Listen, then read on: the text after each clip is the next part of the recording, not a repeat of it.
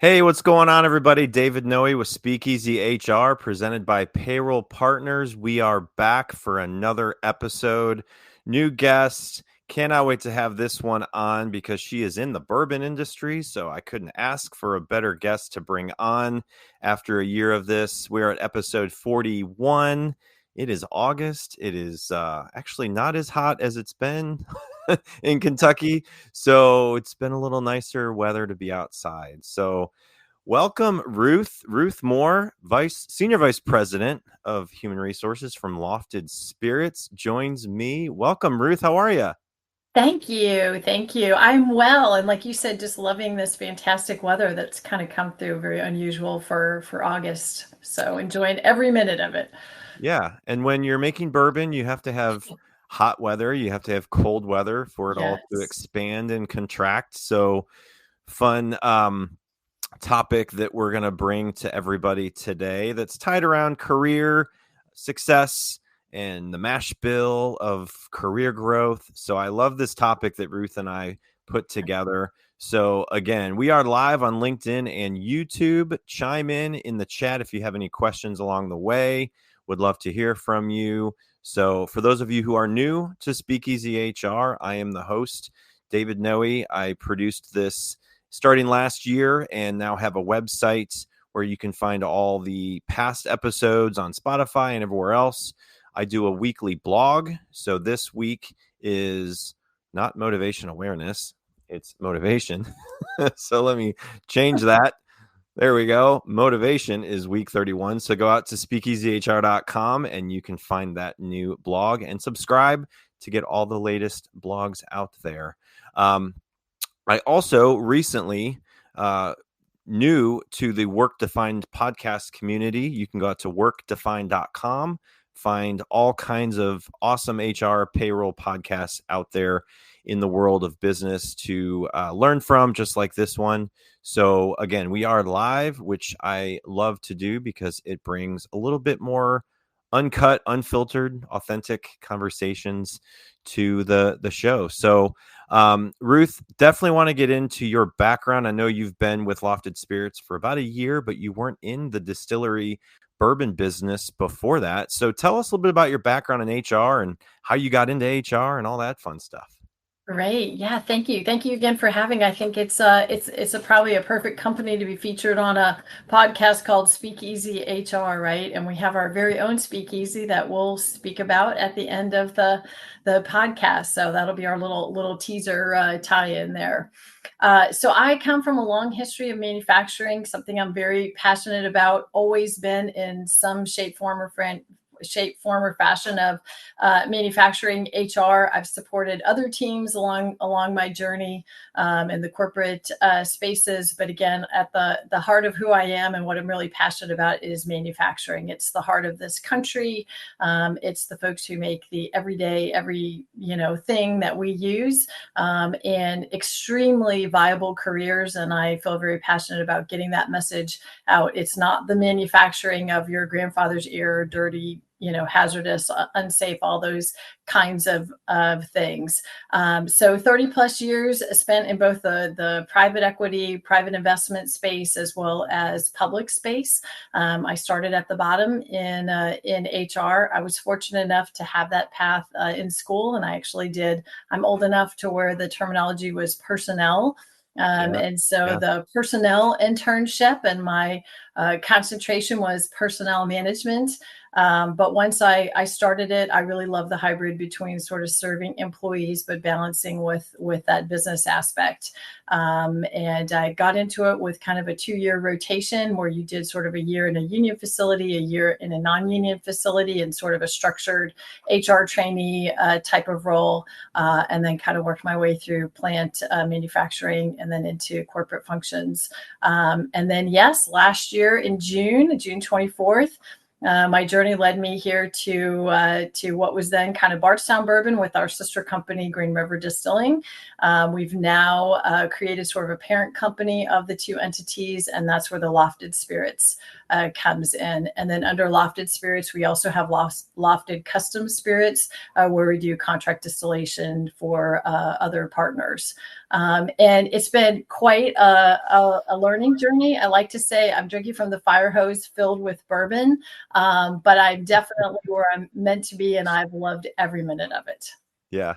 Well, as a bourbon fan myself, I had to change out the bottles in the background. So if you are watching live and are able to see these, I've got a Green River, which is fantastic. The limited release of a Cathedral. Special. So That's this special. was one that I was fortunate to get. This is made from the 300-year-old French oak barrels, which were from the same plot from the trees that used to rebuild the Notre Dame, or the Correct. The Bercé forest in France, and it's the same lot actually in the forest that was used to do the reconstruction after the fire. Yeah. And we were featured on 60 Minutes, not just once, but it actually ran as one of their highest watched viewing shows with our master blender, Dan Calloway, who's just incredible in his passion and energy and sort of new innovation ideas, one being that Cathedral French oak that is very coveted. So very, very good that you have your hands on one, but I'd put it under lock and key after the show. Yeah, it's not getting open for quite some time. Who knows? But I do have the other ones open, and they're fantastic. So I've been to Bardstown. I haven't been to Green River, but Bardstown is quite something to see. Like, it is, and it's been a few years, but Bardstown in general is awesome if you're a bourbon fan. It's the bourbon capital of the world. But Bardstown Bourbon Company is just so innovative in the way that they are creating these spirits there. So what has it been like going from manufacturing to the bourbon industry? Like, what's been the biggest learning experience for you?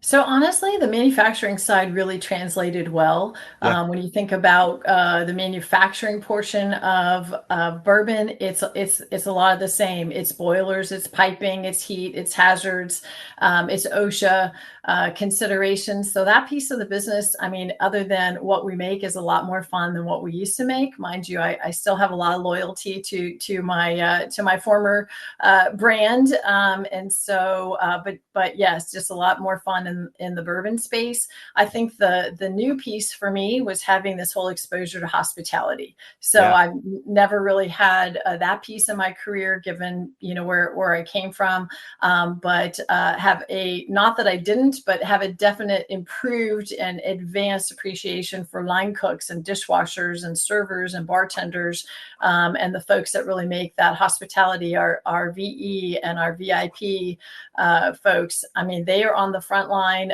to the customer and to the brand and the face of the brand every day. But that was just, something from an HR perspective I had not really had exposure to in my career. And it's been great. They're so passionate, and they can really make or break an experience, an individual experience for a potential consumer or brand experience. Yeah. Absolutely. Now, Green River started with the Bardstown and Lofted Spirits. When did that become under everybody? Yeah, so when Bardstown went to being owned by Pritzker in 2022, it was only like another month or two later when Green River was added into that portfolio. Gotcha. Earlier this year, we launched the Lofted Spirits, and then put the two entities with Green River, Bardstown, and then also our Lofted Custom Spirits that focuses on custom contract distillation. Gotcha. Yeah, so you can go to loftedspirits.com and check out their brands and everything about Lofted Spirits and just see what they have to offer. And obviously, if you haven't been to Bardstown or the Bourbon Trail, I would highly suggest it. Every experience is different.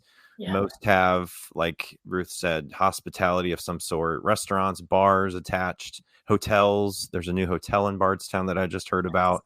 Yes, the trail. Yes, yeah. Shout out to the trail. So might be trying to get down there next year for my birthday. So, all right. So this is a quick envelope icebreaker game just to get to know the guests a little bit. So these questions are brand new, Ruth. They just started for good. year 2. I'm ready. So I'm going to let you think of a number 1 through 15, and I will give you a few seconds, and then we'll. I'm going with number 9.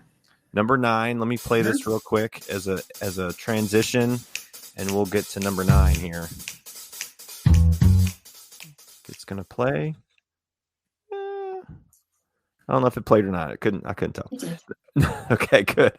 Mine's a little delayed sometimes. All right, number 9. Let's see. Okay, what's something small that instantly boosts your mood at work? 5 minutes and a cup of tea. 5 minutes and a cup of tea. Because we can't drink bourbon all day long, especially in HR. I know.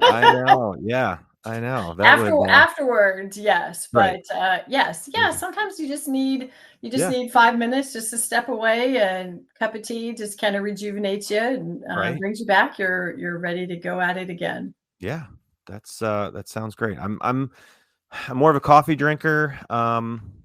I'll have tea every now and then, but definitely not my daily thing. So, all right, one more number, 1 through 15, not 9. What do you got? I'll go with 14. 14.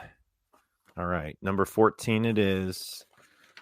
In this one, what's one thing you can't live without on a work day? 5 peanut M&Ms after lunch. You can stop at 5. That's good.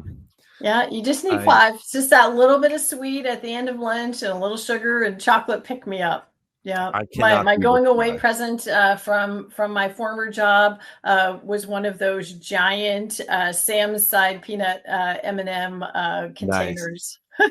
Very good. Yeah, I can't. I go crazy and I just want them all. But all right, we're going to do a quick lightning round if I can pull it up here. Let's see here. I got to do screen. There we go. Okay. Lightning round is going to be, where'd we go? There we go. This is more speakeasy kind of questions. So what is your go-to speakeasy cocktail, real or made up, Ruth? Well, mine is real. I'm going to have to go with the paper plane. So I just kind of like that citrus, the sweet, but yeah, okay. And then the citrus finish in a paper plane. Now, mind you, I am new to all of this. I was not not really a bourbon cocktail consumer before June, but I've kind of dived in head first. I love old fashions, but and I love Manhattans, but I'm going to go with paper plane. Yeah, when it's hot out, bourbon slush definitely is a good one too. But paper plane, I'll have to try that. Oh yeah. Well, good. Well, we are again live on LinkedIn and YouTube. If you are watching live and have a question as we go through, please chime in. Would love to hear from you. And before we get into your topic, Ruth, which again I think this one is so creative. It is the Career Growth Mash Bill, a recipe for success, is what we came up with. And we connected. This is what I love about this. We connected through a mutual friend in the training space. I've known her for almost as long as I've been working. And she's like, oh, I need to introduce you to Ruth, because I was telling her about the podcast. So you and I got connected last December and talked about what I'm looking to do next or this year and get guests on. So we've just connected. And that's what I love about doing this, is that I've been connected to so many new people in different industries and the bourbon industry. So I really think this is such a fascinating topic to dive into and have some questions for you. So we want to get to those, but real quick, a couple of messages or words from our presenting sponsor, Payroll Partners, and then we're going to dive into it. So I'll let you grab some tea or water or M&Ms or whatever you want, and we'll chat here in just a few seconds. Finding a new employee takes time and money. For one position on a single job board, you could easily spend a minimum of $5 to $10 a day advertising a job post. It's worth noting that the average time it takes to hire a new employee is 36 days. However, it can take longer than that. you could find yourself paying hundreds of dollars a month for a single job board. And if you're using multiple job boards for multiple positions, this could add up to thousands of dollars a month. There is a much simpler and more affordable way of finding the right candidate. At Payroll Partners, we offer an applicant tracking system to help manage your hiring process. Our ATS is customizable, allowing you to decide which days you want to run the job and when to close it so you don't break the bank. And this feature lets you e-blast your network, posting jobs on multiple boards at once, all managed in one location. Payroll Partners, elevating your payroll and HR experience. All right. So if you are in the situation of trying to explore other platforms out there, technology for HR and payroll, check us out, payrollpartners.net. Would love to connect, work with you, and see if we can create a customized platform for your business, big and small. We would love to talk more. So payrollpartners.net.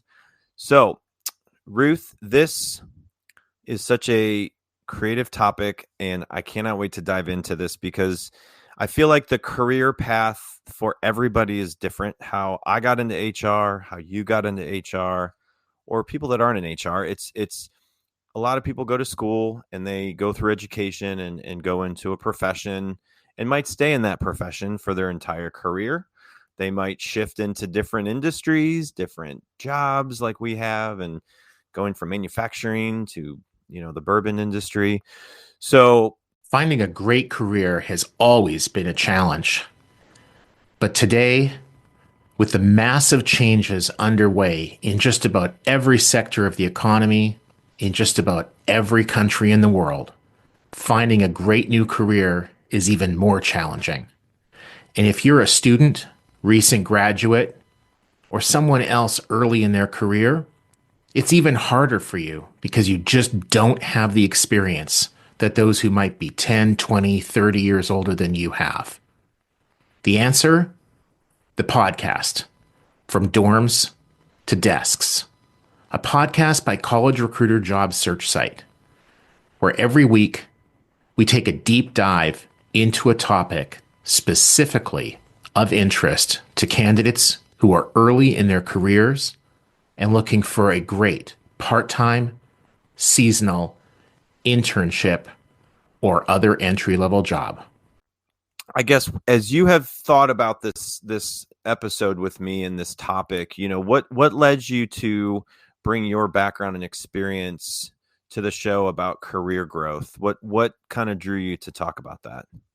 Well, first, I think it's really interesting, and you highlighted our mutual connection, and you said that our mutual connection came out of the training and development world, which is perfect given today's topic, because that is something I'm very passionate about, and we'll kind of, I think, get into a little bit more today, but especially focused on leader development and then how that cascades to all levels, throughout the organization. So, and then just preparing the audience, and I'm sure I'll probably have a lot of cheesy puns around the bourbon industry, which is also why we kind of labeled our segment the Career Growth Mash Bill. And for those who don't know or are not familiar with the bourbon industry, a mash bill is basically your recipe. It's your recipe card, what's in it, what's the percentages. And so that's how we came up with our topic today around the mash bill being a recipe for success in career development. Yeah.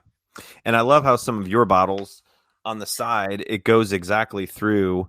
So the Fusion series, it tells you exactly what's in there, right? Yeah. So there's a percentage, and it has corn, rye, malted barley, how old, the origin. So this one has 56% of a four-year bourbon, 14% of a 3-year bourbon, 11-year at 30% of this. So you guys do a great job at explaining your mash bill, and again, that's what makes up the bourbon and what is aged in the barrels, but it goes in clear. It's that clear liquid distillate yeah distillate that goes into the barrel, and it ages and it expands and contracts over the years, and then it gets bottled and we get to all enjoy it. So in your experience, Ruth, what's the biggest mindset shift that someone needs to make in order to grow a meaningful career? I think curiosity, right? Curiosity and just being willing to learn. Don't go in with, preconceived ideas. We all may have some notion about how things are going to work. But I think as long as, again, just, thinking about my own career in terms of, from the bourbon industry to the bourbon industry from manufacturing, I had no idea about hospitality. So I asked a lot of questions and willing to learn and really roll up your sleeves. Let me understand how this tip thing works. Let me understand what are the challenges in hiring amazing hospitality folks, right? You hire for that personality and for kind of that first impression when they're on the front line with your guests and with your customers.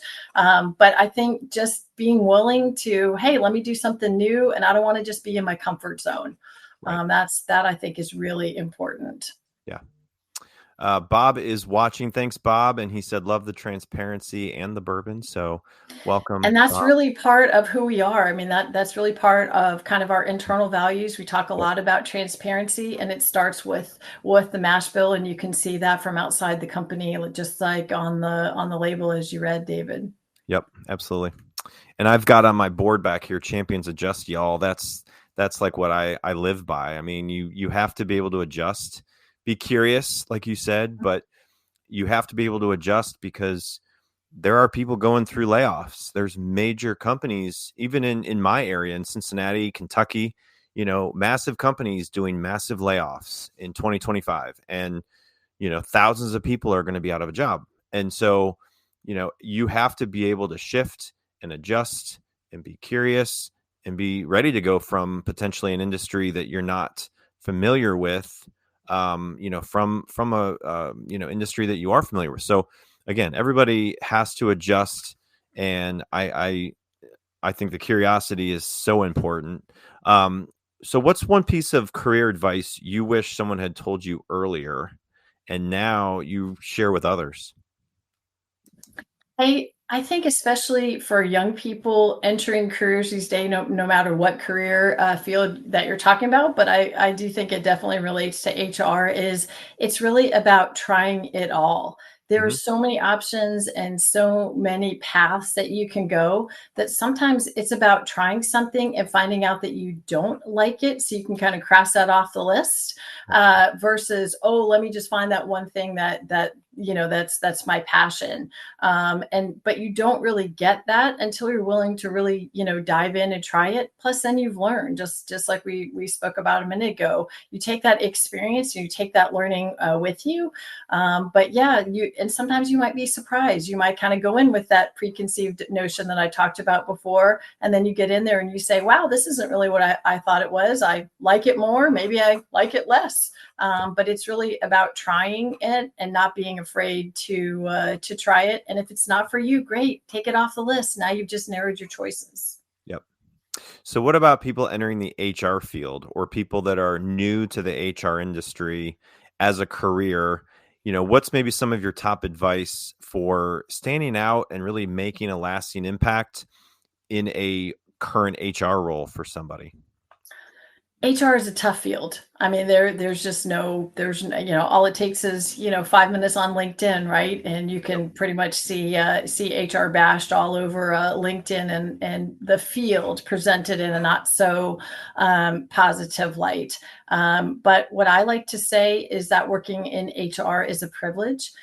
We get to see the people and employees at their best and at their worst, both personally and professionally, and that's a privilege. Who else can say that in their function and in their professional life? I've seen, challenges where sometimes in HR we're the first that they share the good news with, right? Like, guess what? I'm pregnant. I've also been in the spot where they've shared, I've lost a baby. So again, it's this real spectrum of you see the best and you get to see the worst. You get to celebrate with someone when they're promoted, but unfortunately, you may have to be there on their last day or disciplinary situation too. So I think you have to be very comfortable with the opposite ends of that spectrum. And probably the hardest part is that on some of these, they're so confidential that no one sees them. So then there's this whole kind of mystery black box around, well, what does HR really do? But I think at the end of the day, you take home your own value. You know how you treated people. You know that you were there for them in a tough time. You know that you were there to celebrate with them. And at the end of the day, you realize that there's a person on the other side, right? So I think sometimes people see HR as administrative. Oh, you just, say no and you process your payroll and you write a policy. And I think if that's how you go into HR, you will have missed the journey of truly working in the function that I personally love of HR. And as long as you realize that, yes, you're processing payroll, you're writing a policy, or you're making a decision, you're still impacting people positively or negatively. And I think when you have that mindset, that really frames what you do all day long, right? And you have to love it. You have to, not to say that there aren't days that, it's an energy taker. But then I think, okay, well, if today was an energy taking day, how do I come back tomorrow and I'm the energy ad for somebody else? But it is a very privileged position. I'll just go back to that with where we sit in HR. I truly believe that. Yeah. So you mentioned curiosity. So I would imagine in your career growth mash bill, you've got curiosity so far. And you've got, for that last question, I would say, let's see, what would that be? More of wanting to make an impact? Balance, right? Because you're seeing it all, but you're also seeing the highs. You're seeing those really hot days in the rick house, and you also see the lows, right? The really cold days in the rick house. And for those outside the bourbon industry, the rick house is the warehouse where the barrels are stored. Yep. So what's something HR professionals often underestimate when it comes to helping others grow their careers? I think sometimes you have to just take a chance. I think we want it all to work and we want it to be, so scripted and like, here's the perfect candidate. They're just going to check out all the boxes. Well, unfortunately, people are not robots. We don't check all boxes. And sometimes you just have to be willing to take a chance on someone. Maybe you see that spark of curiosity or that love of learning. That doesn't mean it's going to work out. My favorite saying in recruitment, my team hears it all the time, is recruitment is an art, not a science. It's just not, right? And sometimes the candidates that you think are just slam dunks don't work out. Sometimes the candidates that you're like, gosh, I really hope this one works out, is just a rock star. That's because we're all people, right? And people can be unpredictable in positive ways, but you have to be willing sometimes to kind of roll that dice and kind of say, okay, I see some really positive things. We're going to take a chance. Yeah. So how can HR leaders create a culture where career development isn't just like a buzzword? It's more where it's valued there. So speaking of buzzwords, but buzz phrases, the old what gets measured gets noticed. And I think it's about KPIs. So if you have metrics where you're talking about how many internal promotions have we given? What kind of dollars are we? I like to call it investment dollars. What kind of investment are we making in our people? Yep. You start looking and kind of framing that out. And then that also helps you to translate in a business way to the CEO and to the other executive team, where they see it's not just this nice to have, touchy feely, oh, nice, we promoted somebody. But when they really start to see, hey, 13% of our hires into a particular role are all internal development. We've put $50,000 into leadership training and development. That's when it starts to really be real and you can really speak the business language that I think, sometimes HR folks struggle with. Yeah. Yeah. It's one of those things I have seen by training internally and how the development of the staff is a priority versus just to check the box. Yeah. And there's really organizations out there that value a career path within the organization and provides it and promotes it and supports the individuals within that. But then if you are in an organization where there's not a lot of training, it's just, you're thrown out there and hopefully you figure it out. Everybody learns a little different. Obviously, there's new technology out there that continues to help people learn, but the companies really have to make training a priority, make it part of the culture, make it part of discussions with applicants, interviews. When people ask, like, what's the career growth here? Like, how does that look? Are people promoted? Are people, transition to management that weren't managers before? It's all specific to the industry, to the company that you're in, but definitely very important. So, okay, so if you could wave a magic wand and change one thing about how companies approach career growth, what would it be? So I think traditionally both companies and I'll say employees tend to think of career growth as vertical, right? Like I'm going to go from here and then I'm going to get promoted in 3 years and I'll be this, and then I'll get promoted and I'll be Yeah. this. I'll go from a senior to a, director, on and on. I think the challenge that we have is to say sometimes it's not vertical, it's horizontal. And what about the customers that internal customers that you deal with? So, I always like to say that in HR, we really are sales, only instead of, although in this industry, you can also sell our product all day long, but we sell the company all day long. So our skills in HR are often very transferable on a business development or on a sales side of things. Backing that up a little bit, if you're really into the analytics side and the HR operations side, you might serve well in a finance kind of role, and you get to see kind of the back end. So sometimes it's about not just looking for how I climb the ladder, but how am I going to grow across in the breadth and not just the depth, and looking for that next promotion. Right. When I'm interviewing people now, I ask them, what are you looking for in a company?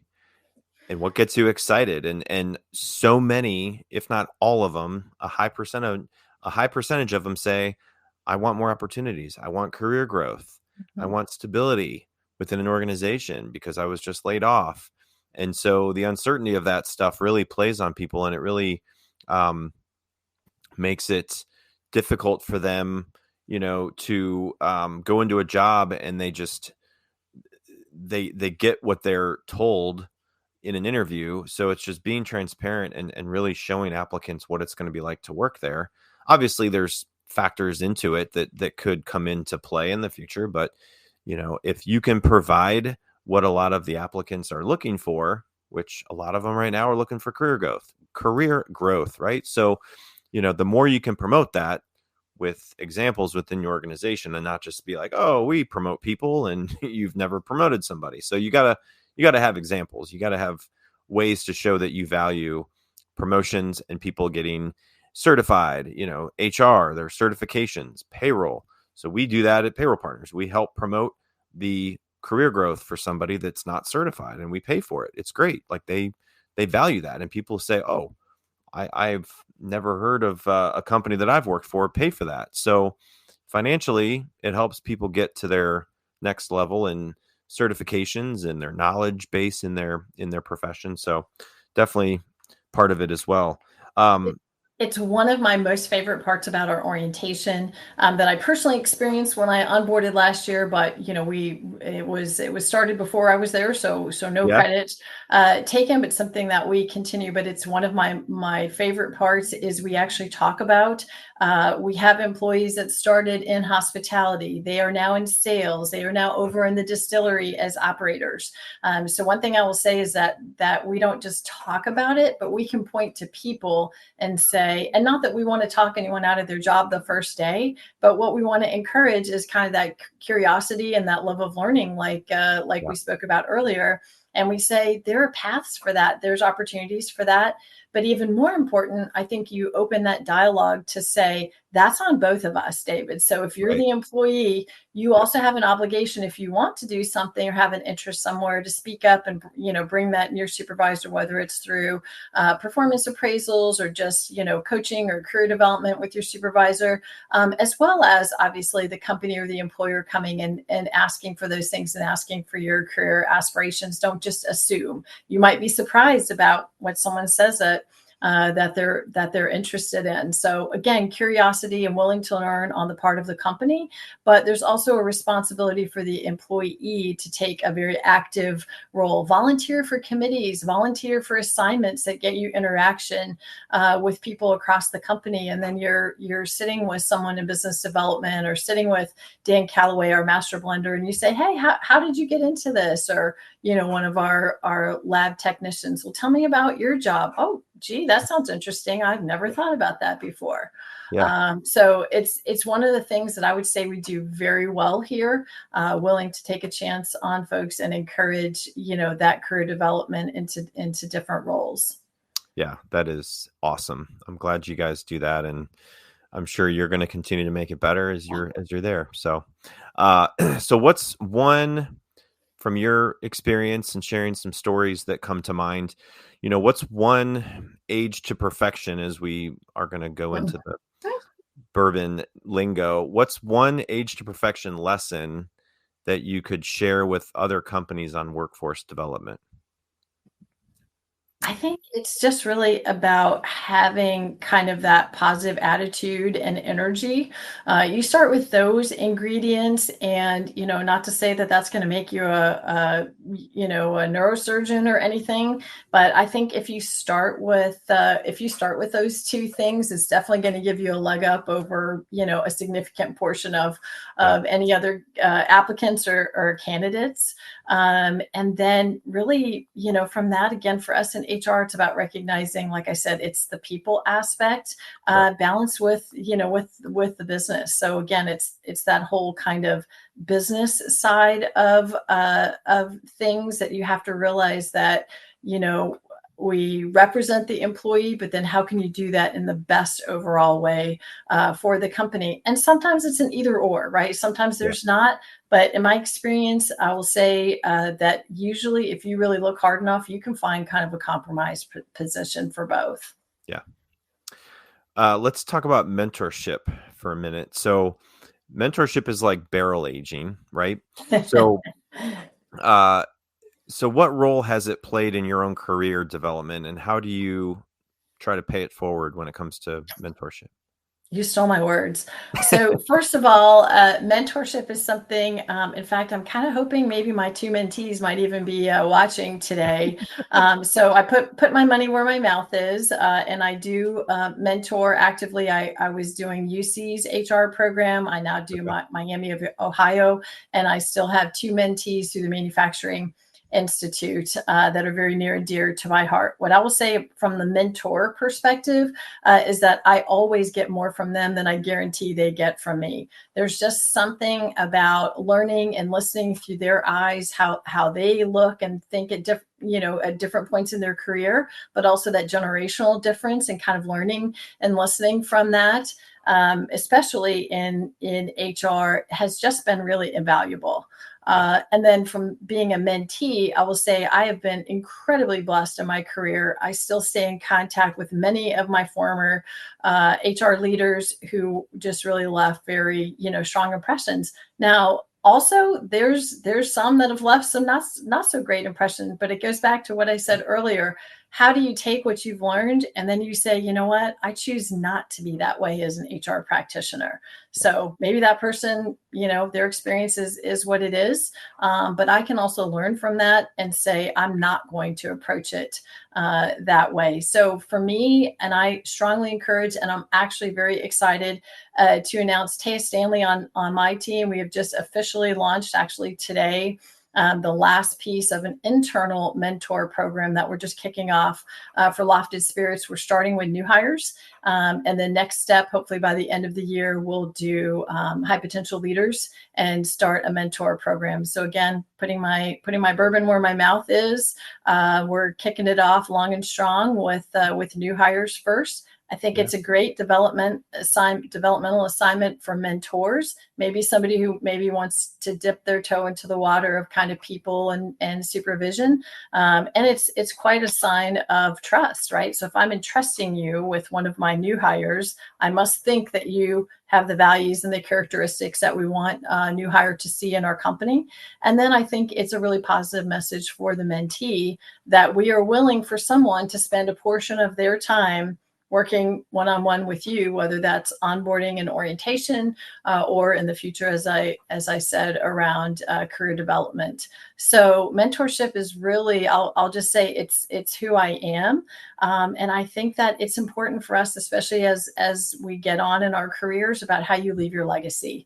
And so I hope that, 50 years from now, there will be all new technology, but someone will find this old tape and somewhere, along the line will say, oh yeah, I think there's this long, trail there of mentorship, and that all leads back to Ruth Moore. That would really make me happy. Yeah. No, that's incredible. Thanks for sharing all that. And I think it is important for anybody entering the workforce to really have a mentor or people that are in their profession, industry, somebody that they potentially can just get together and have coffee with, that really is in a position where they want to be in the future. And maybe it's 2 jobs beyond where they're at now, and really pick their brain. Like I've had a few people reach out to me. I mean, I've been in HR for not, my entire career. I've been in it for almost 20 years. And when I get connected to somebody that's maybe coming out of college and they're in HR and they're trying to focus on that, and they're like, what do you would give me as advice? And so I try to put myself in their shoes, because I was there at one point trying to see if HR was for me. And I think a lot of people are there. So anybody listening, I would strongly suggest trying to do that and get out of your comfort zone and just go on LinkedIn, find somebody that might be local to you and be like, hey, would you want to grab coffee sometime or do a Zoom call even, And most people will say, yeah, I would love to. A lot of people are, they're generous with their time if they can make it happen, I think.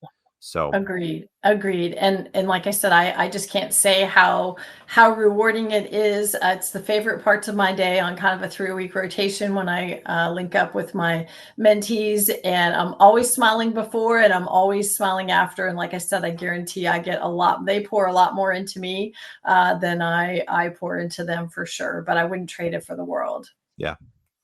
So put yourself in the shoes of somebody in HR, maybe at a company that does not have a workforce development training program. What would be some of the first steps that you'd maybe want them to explore and try to make it part of their future in their company? What would be some of your advice? So for those of you in Kentucky, if you're fortunate enough to be in Kentucky, one of the first stops I highly recommend is KCTCS, so the Kentucky Community and Technical College System. Their workforce development is, in my experience, really just absolutely fantastic professionalism, across the Commonwealth. I might be a little jaded because I do sit on the board for Gateway, which is the Northern Kentucky branch of KCTCS. But I can tell you my personal experience is, again, just the professionalism, the willingness to help, the collaboration, and the things that they already have in place. So if you go, like you said, David, you don't really have an idea, you want to do something, but you're not really sure, they already have some things, that have already been built out. If you're looking to do custom, much like something I did that we launched during COVID, and you go with a very harebrained idea, they will help you really shape that harebrained idea and come out with something more amazing than what your harebrained idea even conceived was possible. If you're not fortunate to be in Kentucky, I can guarantee the whole community college system is across nationwide, and I'm very confident that all of those systems have similar folks, but you just have to look for the workforce development kind of branch of that. And that's a great stop. And if they're not the right ones, they have all the network and all the resources. They will send you in the right direction. Yeah. Second stop, I would be again in Kentucky are the area development districts, the ADDs. So whether you're in Northern Kentucky and it's NKADD or, throughout the Commonwealth, again, full lineup of, workforce resources, development, and again, the connections. They'll do something called a SWAT with you. They can partner you with all kinds of different agencies. If you don't have funds for it, which in today's time and generally speaking across the business, right, it's always great when you can come from an HR perspective and say, hey, we want to do this, but we don't have the funds. But guess what? We've partnered with KCTCS, or we've partnered with one of the development districts, and we're able to bring grant funding. And so I will say, on the grant funding, you just have to be very persistent and keep knocking on the doors. I was in this business for a long time before I finally found the key through someone at KCTCS who unlocked the door. And then it's like, once you kind of find out about one, then you can find out about others. And when you can go and make the business case about doing some training, but you can also subsidize it 50% with a training grant, suddenly becomes a lot more feasible and a lot more doable internally. And also it just shows you as a business partner from an HR perspective that you're networking in the community, you're thinking of the finance aspect, and you're bringing solutions, not just a hand wringing of, oh, gee, I know this is going to cost us $10,000 and I don't know where we're going to get it from. So those would be my first two stops, and I can't recommend them highly enough. Yeah. And I'm glad you brought that up, because we did go through that last year for a training grant and we got approved. And so we went through that whole process, and it, takes a little time and effort. But I mean, I would, again, if you're in Kentucky or another state, I would just do exactly what Ruth said and see if you can find something out there in your state to help you with that. So, Ruth, the last question I have, and it's more about the full mash bill of your career success. So what ingredients, I know you talk curiosity, balance, what would be the ingredients that make up your personal mash bill that you would share? Yeah, I mean, I think you've touched on them. I think just bringing that passion again, just, I love what I do every day. And I always say, if I'm not smiling, not that everything we deal with is smileable, if that's a word. But you have to look for the good. And I also like to say, I think that we should be slow to criticize and quick to praise. You set that tone, and one of the things that we do in our staff meeting, my HR staff meeting every week, we talk about our 5 values of the company. And I ask, where in the organization have you seen our values on display? And, someone might shout out, well, our groundskeeping crew, during the heat, right? Their agility, which is one of our core values. It might be internal to the HR team. Thanks for, collaborating and helping out with our team value.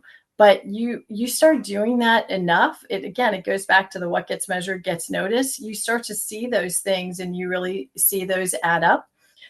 So I think the mash bill really is about energy, and it's about focusing on what's important, and never forgetting again that there's people at the end of our processes. That to me is really paramount, and not forgetting that it's a privilege. So don't take that confidentiality, don't take that knowledge that sometimes we have of people in their situations for granted, because we really are very trusted in the organization with that information.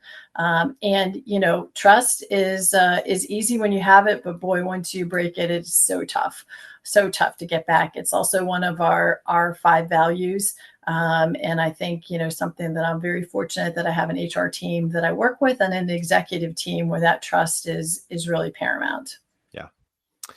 Well, thanks for sharing all that. That was great. I didn't know what you would have in your mash bill, but it's all very good advice. And I strongly suggest people, write all those down, rewatch this on demand, and really just try to apply that to your current situation, and hopefully that will help you out.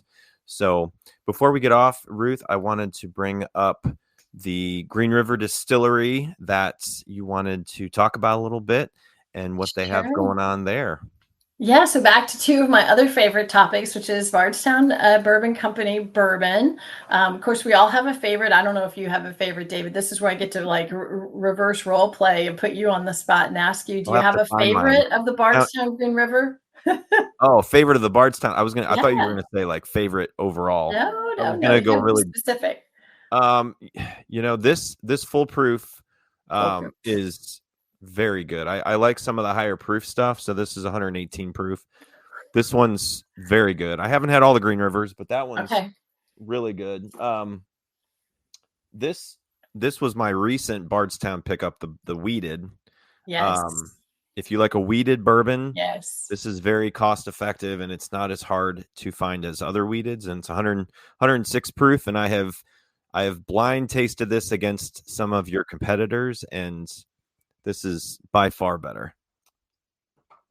Not that you are paying me to Nice. say that. It's 100 drinks at a little lower proof point because I personally don't like the higher proofs, but that one is a favorite. And then the green, so I'm a weeded girl, so Green River weeded is my everyday go-to for sure. Yeah. So we just opened in June our Green River tasting room on Whiskey Row on Main Street, about 7 doors down from our Bardstown Bourbon tasting room. I really encourage anybody in the audience, if you're in the Louisville location, to stop by. Very different experiences, but both absolutely amazing. So Bardstown is more about the new, the innovative, the modern, little cheeky, kind of trying out some different things. And then Green River is really more your kind of historic. We have a long history and really kind of playing on that history. Speaking of speakeasy, which is how we started our session today, there is a hidden speakeasy at the Green River Tasting Room. So if you want to experience that, you need to go early, go often, and enjoy some nice cocktails at both locations. But we're very proud of our newest addition there on Whiskey Row in Louisville. So stop by. Yeah. And it's greenriverdistillery.com for those of you listening on demand, or after this, if you are not able to see the QR code that was on the screen. So look up Green River. You also told me about the bottle and how there's a little spot at the bottom, which if nobody has seen this before, it's like it's like a horseshoe. And the bottom has like a little crease where you can put and slide quarters right into, and then you get these, or it's these little coins, right? You've got a quarter or a special Green River coin. Yes. Yeah. It's called Shoot the Shoe. You can also find videos on YouTube, and it's a little bit like, I guess that would be kind of like shuffleboard or something. And yes, the Green River coins and a quarter are made to fit just right in that slot of the horseshoe when the bottle's at the end of the bar. So makes for a fun game too while you're enjoying your cocktail. Yep. Bob making me want to take a road trip after breakfast to Nashville. We're not that far from Nashville. Come on down. You can stop in Bardstown and stop at the distillery and then make it to Louisville. And then you can check out both tasting rooms, Green River and Bardstown. Yeah. Perfect. Well, good. Well, Ruth, this has been great. I've really enjoyed learning from you and having that bourbon distillery twist into the topic. So thank you for coming on and sharing your knowledge and experience in HR and everything that you've been involved in. I certainly wish you all the best, and hopefully we'll keep in touch, and we'll have to meet up sometime in the speakeasy or somewhere and have a drink and talk more. So sounds great. I'd love to host you. Thank you for having me. Thanks to everyone who was listening today. I hope that you can go out and make a difference and look for ways to develop and invest in folks and really help along their career journey. So cheers. Absolutely. All right. Well, thanks everybody for tuning in. Ruth, take care. Thanks for coming on, and we'll see everybody next week. Thank you. Bye-bye. Take care.